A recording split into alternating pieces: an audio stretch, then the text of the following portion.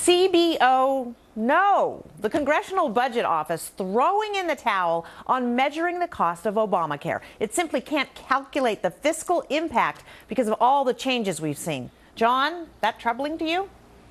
Of course it's troubling to me. Wasn't this supposed to be free? Weren't you supposed to be able to keep your doctor, keep your insurance plan? All this bait and switch that they pulled on us. First, the CBO says it's not $1 trillion, it's $2 trillion. Now they're saying, hey, we can't price this thing at all because it doesn't work. Look, the problem with Obamacare right now is people that need insurance are signing up. That is a good thing because people that need the insurance are getting the insurance that they need. The problem is to wait for this to work, you have to have people that are young and healthy who don't need the insurance to also sign up. So that's not happening. And now the entire model is thrown out. These guys have never had to answer to a P&L, a balance sheet, never had to run a business. Of course they screwed it up. Well, Chuck, part of the reason why the CBO says it can't figure this out is there's been so many changes. There have been waivers, the penalties thrown out, delays. It's very hard to figure something out if you don't know exactly what the bottom line is.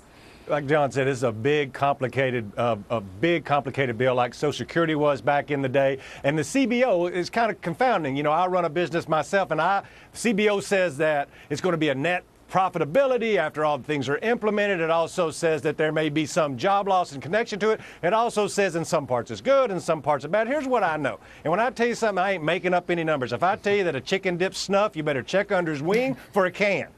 Okay, Chickens so this don't is dip about snuff, this is about politics. This is the reason these numbers are being done. In a presidential year, about 130 million people vote. In a non-presidential year, about 85 million vote. Each side are trying to throw each other red meat, and on the red side, you're going to throw them Obamacare, you're going to throw them Benghazi. On the blue side, you're going to throw them minimum wage, and you're going to throw them a bailout of education. That's the way the game is played here. We got meat, everything going on here. Gary B., what do you say to Chuck?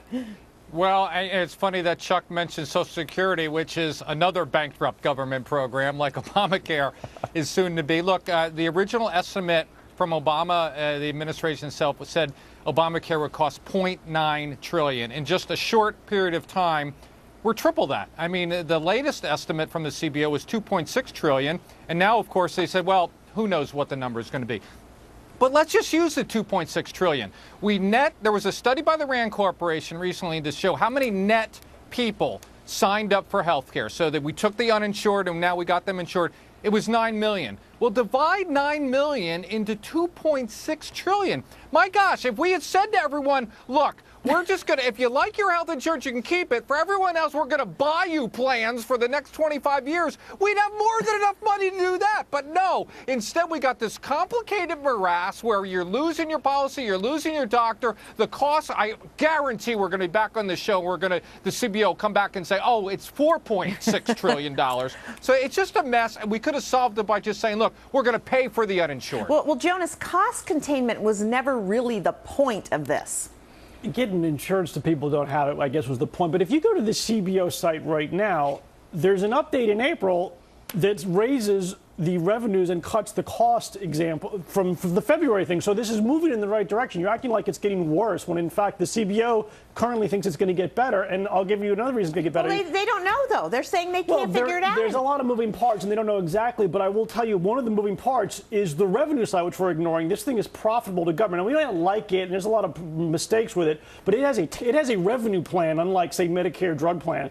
And part of that is tied to the stock market. It is a capital gains tax on rich people. So if the market keeps going to like 17,000 this week, that revenue goes up higher and higher to the point where this gets more and more profitable and deficit reducing. I'm just telling you how it will be. Go ahead. This is just as confusing as Chuck's chicken analogy. This Jersey girl is so confused by that. I don't even know where to go with that. But here's the bottom line. We are spending tons of money.